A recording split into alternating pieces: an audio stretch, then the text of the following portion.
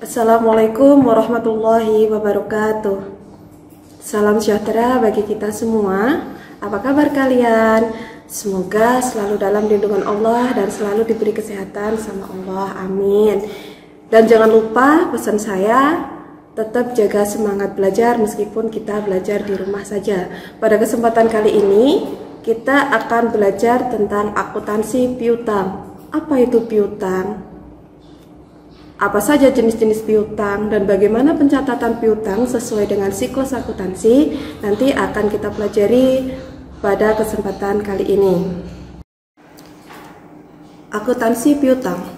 Akuntansi piutang merupakan salah satu materi di akuntansi keuangan kelas 11. Di sini nanti kita akan belajar mengenai pengertian dari piutang itu sendiri.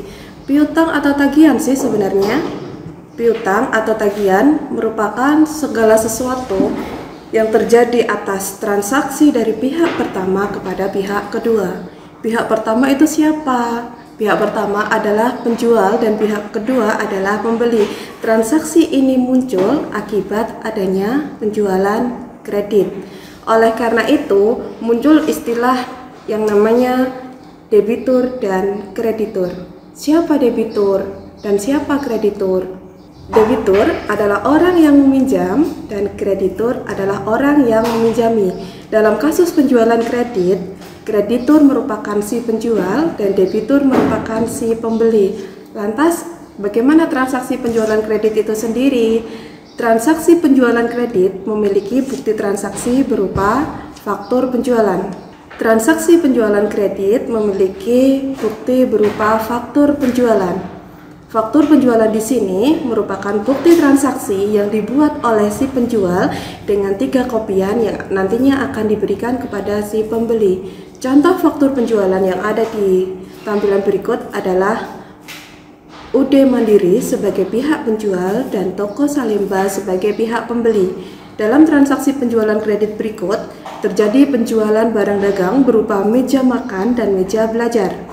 Transaksi berikut terjadi pada tanggal 4 Desember 2005, sedangkan untuk syarat pembayaran sendiri adalah 2/10N30, yang mana artinya ketika kita membayar tidak lebih dari 10 hari setelah tanggal 4 Desember, maka kita mendapat potongan sebesar 2%. Batas pembayaran atas piutang tersebut selama 30 hari atau bisa disebut dengan 1 bulan. Ada beberapa jenis piutang. Yang pertama ada piutang dagang, yang kedua ada piutang wesel, dan yang ketiga ada piutang non-dagang. Piutang dagang merupakan piutang yang dimiliki oleh perusahaan dagang. Apa itu perusahaan dagang? Seperti yang kita ketahui pada mata pelajaran akuntansi dasar, perusahaan dagang merupakan perusahaan yang bergerak di bidang jual beli barang dagang. Lantas bagaimana dengan perusahaan jasa? Perusahaan jasa menggunakan akun piutang usaha dalam transaksi penjualan kredit. Yang kedua, ada jenis piutang berupa piutang wesel. Apa bedanya dengan piutang dagang?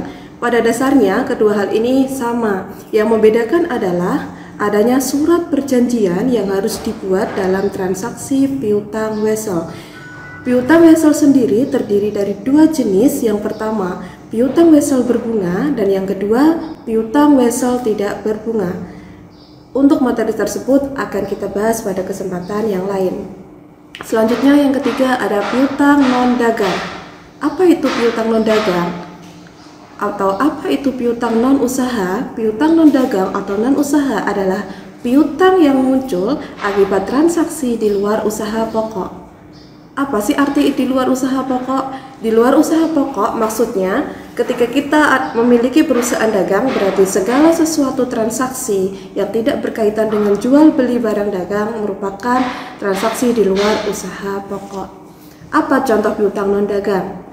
Salah satu contoh piutang non-dagang adalah piutang karyawan. Kenapa piutang karyawan bisa disebut sebagai piutang non-dagang?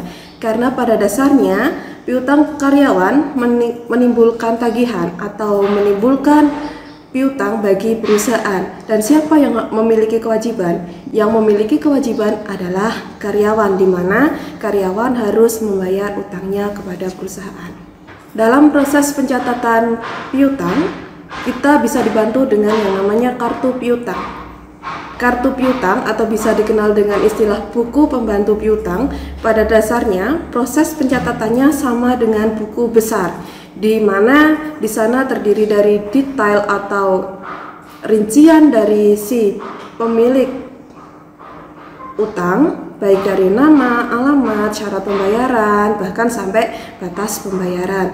Di kartu piutang ini nanti kita akan melihat seberapa banyak atau jumlah piutang yang harus dibayar oleh si debitur. Konfirmasi saldo piutang. Konfirmasi saldo piutang digunakan untuk mengkonfirmasi jumlah saldo piutang yang kita catat apakah sesuai atau tidak dengan catatan yang dimiliki oleh debitur. Di sini ada dua jenis konfirmasi saldo piutang. Yang pertama ada konfirmasi positif dan yang kedua ada konfirmasi negatif. Apa maksud dari konfirmasi positif? Konfirmasi positif merupakan konfirmasi di mana saldo piutang yang kita catat sesuai dengan catatan yang dimiliki oleh debitur. Begitu dengan sebaliknya, konfirmasi negatif. Jadi ada kesenjangan antara catatan yang dimiliki oleh kreditur dan catatan yang dimiliki oleh debitur. Yang mana hal tersebut harus dilakukan rekonsiliasi atau penyesuaian. Agar apa? Agar tidak terjadi lagi kesenjangan pencatatan baik dari pihak debitur maupun kreditur. Selanjutnya, dalam konfirmasi piutang kita memiliki 3 bentuk surat konfirmasi piutang. Yang pertama, piutang akhir tahun, yang kedua piutang satuan piutang, yang ketiga piutang dengan faktur yang belum terbayar. Yang pertama, ada bentuk akhir tahun. Bentuk ini hanya menunjukkan saldo piutang pada akhir periode tertentu. Dan yang kedua, satuan piutang menunjukkan saldo dari masing-masing transaksi yang terjadi selama periode yang bersangkutan. Dan yang ketiga, faktur yang belum terbayar. Konfirmasi ini hanya menunjukkan faktur-faktur mana saja yang belum dibayar sama debitur dan kapan jatuh tempo pembayaran yang harus dilakukan. Penghapusan piutang. Kenapa ada penghapusan piutang? Kenapa perlu penghapusan piutang? Karena pada dasarnya ada beberapa hal yang menimbulkan piutang itu harus dihapus. Contohnya, si debitur tidak sanggup lagi membayar utangnya. Maka bagi kita sebagai kreditur, kita harus menghapuskan piutang tersebut. Dan kita harus mengakui sebagai beban dalam periode yang berjalan, di mana beban tersebut pada akhirnya akan mengurangi atau akan menurunkan tingkat profit yang kita dapatkan. Dalam penghapusan piutang nanti kita akan mengenal 2 metode. Yang pertama ada metode langsung dan yang kedua ada metode tidak langsung.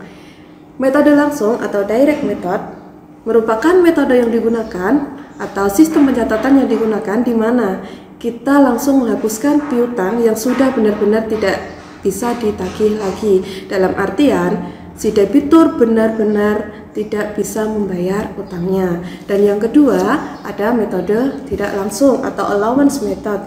Di sini kita membuat cadangan atau kita mencadangkan terlebih dahulu kira-kira seberapa besar piutang kita yang tidak dapat kita tagih lagi. Dalam metode tidak langsung, nanti kita akan menghitung cadangan sesuai dengan beberapa metode. Yang pertama ada pendekatan neraca, yang kedua ada pendekatan laba rugi, dan yang ketiga ada pendekatan analisis umur piutang. Untuk contoh perhitungannya, bagaimana perhitungannya akan kita bahas pada kesempatan yang lain. Nah, pencatatan penghapusan piutang. Dalam siklus akuntansi, pencatatan penghapusan piutang ini terdiri dari 3 transaksi. Yang pertama, penghapusan piutang, yang kedua ada kesanggupan bayar, dan yang ketiga ada penerimaan pelunasan. Yang pertama, penghapusan piutang di sini dimaksudkan, di sini digunakan untuk mencatat piutang yang benar-benar tidak bakal dibayar lagi. Dan yang kedua, kesanggupan bayar. Kesanggupan bayar ini menunjukkan bahwa Ketika piutang yang telah dihapuskan di awal tadi, ternyata sama si debitur menyatakan kesanggupan bayar, maka kita wajib mencatatnya di jurnal. Dan yang ketiga, setelah adanya kesanggupan bayar sama si debitur, ternyata debitur membayar utangnya, maka kita mencatatnya sebagai penerimaan pelunasan piutang.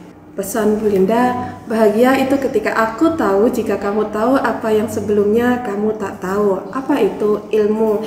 Jadi pada dasarnya, semakin kita bertambah ilmunya, mari kita semakin bahagia. Demikian pemaparan materi akuntansi piutang pada kesempatan kali ini. Di kesempatan yang lain, mari kita belajar metode penghapusan piutang serta bagaimana pencadangan piutang yang tak tertagih. Tetap bahagia, semoga ilmunya bermanfaat. Salam sehat dari Bu Linda. Terima kasih atas perhatiannya dan wassalamualaikum warahmatullahi wabarakatuh.